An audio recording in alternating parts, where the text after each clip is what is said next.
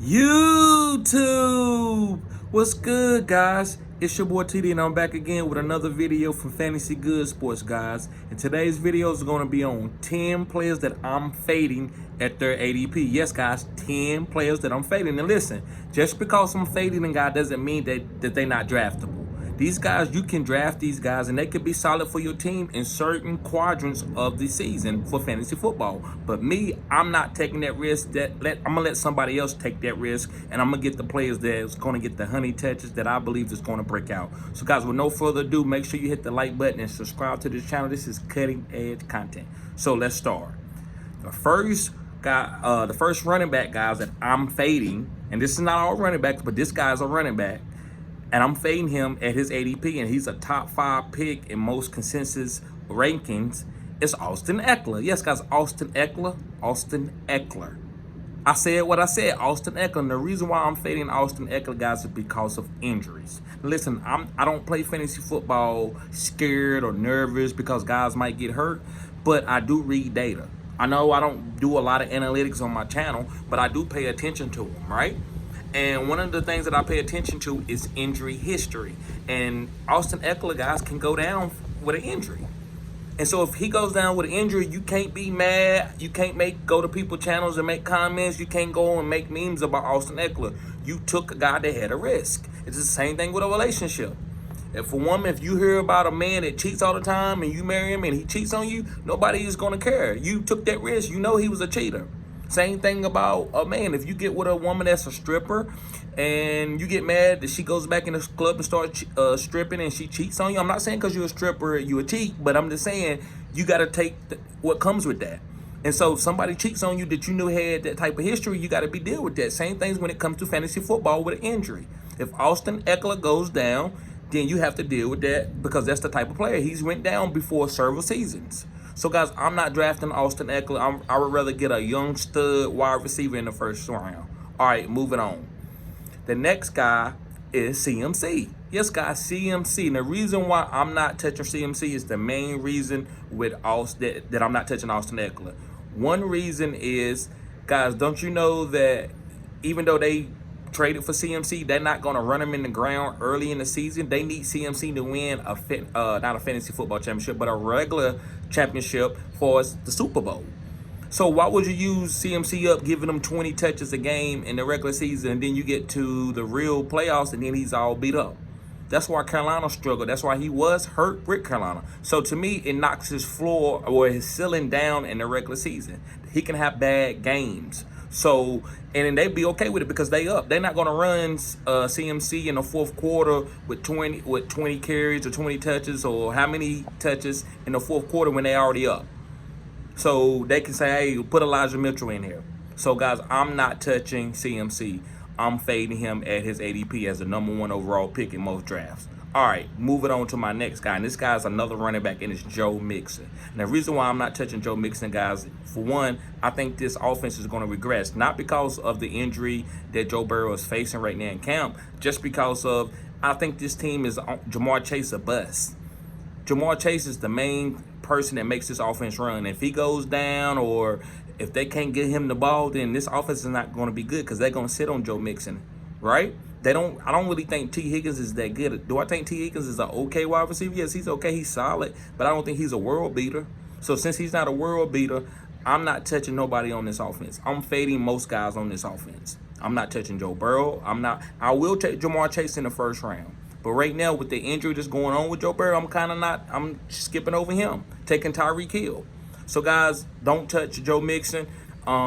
He's going in round 3. I think he's going to regress. No way I take him in round 3. Round 5, maybe. Which he probably won't fall there. All right, the next guy is the same guy on this offense, and I talked about him a few seconds ago, is T. Higgins. Not taking T. Higgins, especially with Joe Burrow being down with that calf injury. Also, with being a Jamar Chase a bust. I think people are going to let T. Higgins try to beat him. He may have some big weeks, but I just think this offense is not going to give you the output that everybody is thinking. There's other wide receivers out there that's going at T. Higgins' ADP that is better.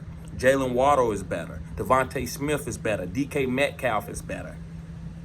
I'm not touching nobody on this offense. All right, guys, moving forward to my next guy is another wide receiver, and it's Chris Olave. And I know a lot of people don't agree with me about Chris Olave, but I'm not taking a Chris Olave. For one, Michael Thomas is healthy.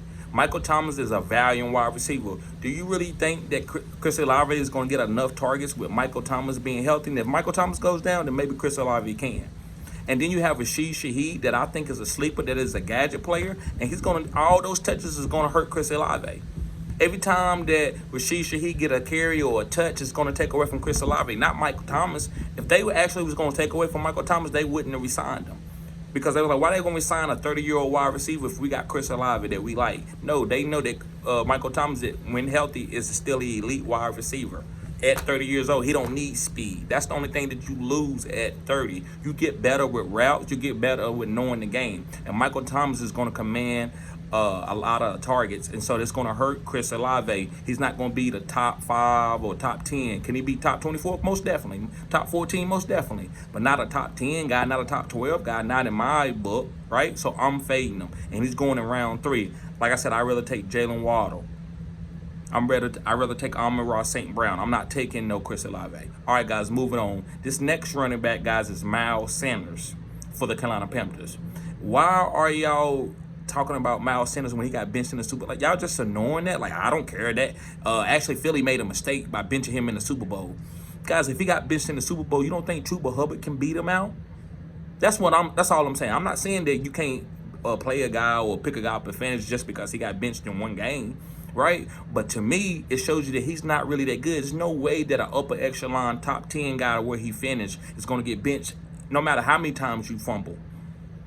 I'm not benching on my number 1 running back in the Super Bowl because he fumbled. I'm not doing that. Now, will I sit him down for a play? Yes, but he got benched. Kenneth Gainwell took all the carries. They benched Miles Sanders. Reason why? Because they feel like anybody can play in this offense when you got Jalen Hurts. That's why he had a good season. So for Carolina to think that they're going to ride him out and he's going to do really good, I'm not touching Miles Sanders at all this year. He got benched in the Super Bowl. And if a team like you and they know that you can play, they're not benching you in no Super Bowl when they know they need you to pick up pass protection and do all the small things. So if they don't need you for that, then you just another player. That's what I think. He's just another guy. All right, moving on, guys. The next guy is Josh Jacobs. Now, listen, I'm not going to disrespect Josh Jacobs and say he's not a good football player.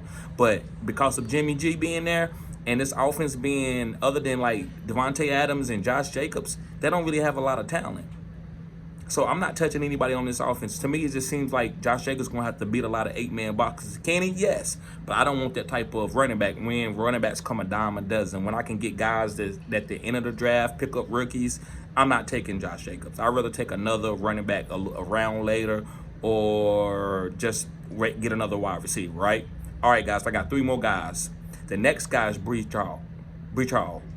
And they call him Beast Hall. And listen, he is a beast. But because of that knee injury, I'm not touching a guy on a knee injury. Everybody's not Adrian Peterson. It's only been 2 guys that come off a knee injury and had a good season. That's Jamal Charles and Adrian Peterson. So I'm not touching Breece Hall. That's all it is to it. The injury. I could get Dameon Pierce in round 4. Why would I take Breece Hall over Dameon Pierce? Are y'all really just trying to, why y'all want Breece Hall? Like, you really think he's going to be having 25 points in week 11 or 12 or something like that? No, he's not. Guys, I don't see it. I don't see it. Could he do it? He could do it. And I could be completely wrong. I will make a video and say, you know what? Breece Hall is a phenom. He's one of these guys that knee injuries don't affect him. He can come back that very next year. Other than that, I'm not taking him. All right, guys, 2 more other guys. These are 2 running backs. The next guy is Alexander Madison. Yes, guys, Alexander Madison. And listen, he's going at round 5. To me, I'd rather have Cam Akers. Alexander Madison is on a team that is ran by Justin Jefferson and Kirk Cousins. This is a heavy pass offense. When they get to the green zone, they're not just going to run it to Alexander Madison. They're going to try to give it to Justin Jefferson. And also, you got other weapons like T.J. Hockenson and Jordan Addison and the other guys that are going to be playing decent in this offense too. So I just don't think that Alexander Madison is going to get all the goal line carries. They did that for Dalvin because they was paying Dalvin, and Dalvin was a really good top 5 running back in the NFL. But Alexander Madison is not that guy. We all think he is, but he's not. He's just a good running back that's solid, like a Miles Sanders type. And I'm not drafting these guys at their ADP to be solid. I'm drafting them to win. So I'd rather get guys with bigger floors like AJ Dillon and Antonio Gibson and Cam Akers that can boom and be top 5 guys or top 10 guys. There's no way Alexander Madison is going to be a top 5 guy. And if he is, I would admit that I'm wrong, right? I'm not always 100% correct. All right, guys, last but not least is Isaiah Pacheco. Yes, guys, Isaiah Pacheco. Listen, Isaiah Pacheco had a good fourth quadrant going down the stretch last year in the fantasy football playoffs, but I'm not taking him because of his draft capital.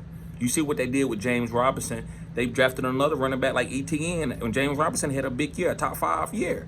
And when you draft it late and as a running back, you got to keep proving yourself for 3 to 4 years. So Isaiah Pacheco, I'm not taking him. And one of the main reasons is because of Deneric Prince. Deneric Prince is having a tremendous camp, and I think Deneric Prince, if anything happens with Isaiah Pacheco or he fumbled, Deneric Prince come in and has a good game, it's over for Isaiah Pacheco. They don't need him to be great. This is a Pat Mahomes, Andy Reid, Travis Kelce team. So they just need somebody to be decent. Jared McKinney has a nice little role there, but other than that, these running backs, they don't care nothing about them. Now, just because Isaiah Pacheco was there and helped them win a Super Bowl, they don't need to do that. It's a running back. They come dimes a dozens. So, guys, be careful picking up Isaiah Pacheco thinking, oh, my God, I got a great flex, top flex running back, or I got a top RB2. No, this guy is a bottom flex guy for me at the best. I'm not taking Isaiah Pacheco thinking that I got a good value for him because I know this team doesn't need him to win the game. They got another one. If they didn't have Deneric Prince in a snow game, they might need Isaiah Pacheco in some of the games where teams are backing up and playing for Pat Mahomes, throwing the deep ball and giving up the run. But now that they got Deneric Prince, that's going to create competition against low-end draft capital, and I'm not taking that type of running back. So, guys, thank you for tuning in to Fantasy Good Sports. Make sure you hit the like button and subscribe to this channel. This is cutting-edge content. Peace.